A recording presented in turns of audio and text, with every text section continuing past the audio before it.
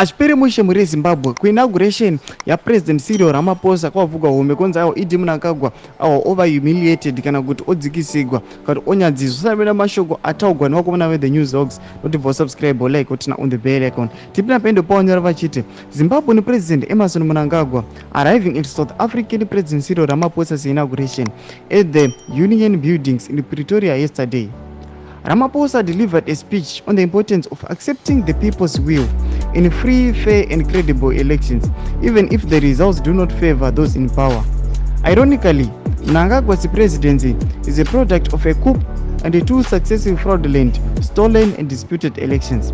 Ramaphosa said, and so, as we enter another era in the life of our nation, the resilience of our democracy has once more been tested, and the people have spoken loudly that they choose peace and democracy over violent, undemocratic and unconstitutional methods. Domashikwana yataurwa panapa na President Cyril Ramaphosa vachiti mapresident ese anofanira kutevedzera kana kuti kuva nema-credible elections atedzere the will of the people.